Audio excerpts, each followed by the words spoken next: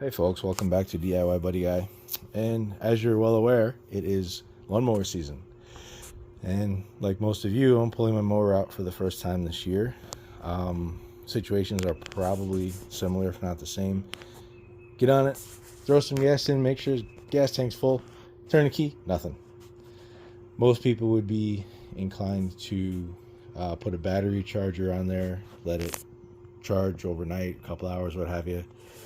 Then fire up the machine, which is great. That would work. But then that would kind of prevent you from know if the machine is going to charge the battery while it's running. And a way to show you that, I'm going to show you how to test that. I'm not going to use a battery charger.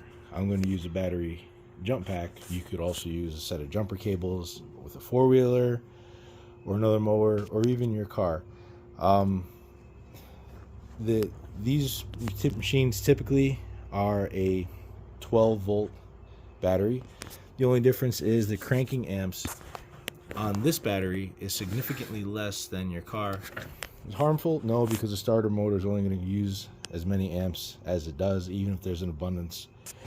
So as long as you crank it for a short period of time, don't continuously crank it, you're not going to cause any issues that you wouldn't normally cause anyway.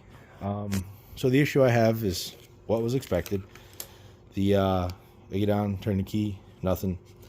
So what I'm going to do is use my multimeter here to test the battery.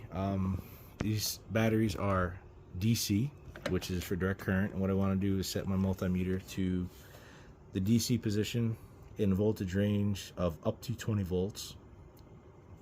These batteries, again, are 12 volts. Some maybe 6 or 24, depending on the type of machine you have.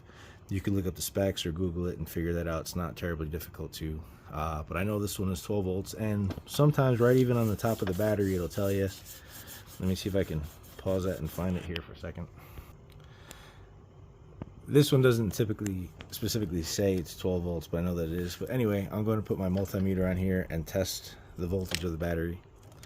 And the red is the positive, the black is the negative. And the meter is telling me that I have 4.8, almost 5 volts out of the 12 that I should have.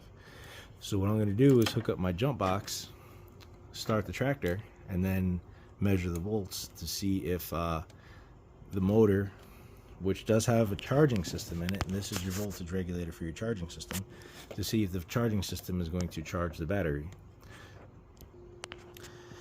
So a couple of things before I turn on the battery pack and start the machine. Typically you check the oil. Some people may change the oil, some may have an oil filter, fresh gas. There may be some controversy about ethanol or non-ethanol fuels. Typically I don't run ethanol fuels in small engines, especially machines that have a tendency to sit for a week, 2 weeks, 3 weeks at a time. The reason being is because the ethanol fuel, as it sits, the ethanol will vaporize and crystallize and cause harm. It'll clog up the carburetor, make it difficult to start or run, or not at all. And that's just a repair and an inconvenience that can easily be avoided by running non-ethanol fuel, like my Harley. The thing sits 6-7 months out of the year. I only run non-ethanol fuel in it, and I never have any issues. This machine, non-ethanol fuel, I don't have to worry about draining it. As long as I use it within the next season, the gas won't gum up in the carburetor. So I just want to check the oil. Some may want to tension the belts or what have you, or sharpen them, and all that service is fine, but today we're just going to focus on the battery and the charging system.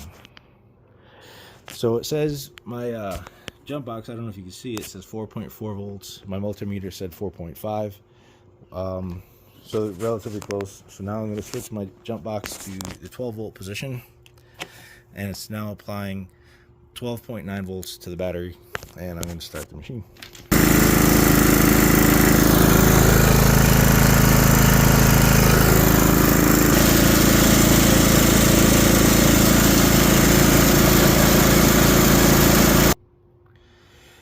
So as you might have been able to see in my jump box, it has a voltmeter on there. It said that the tractor was putting out 15 volts to the battery. My meter said it was putting out 14.9, and now I shut the tractor and the battery is maintaining for a little bit some type of charge, and it went from 6 volts to 13 volts. It may not have enough amps yet because it's only run for about a minute, but that does show me that the charging system on the tractor is working. And then the next test is to see if the battery's any good by holding a charge, but that's just going to be an endurance test.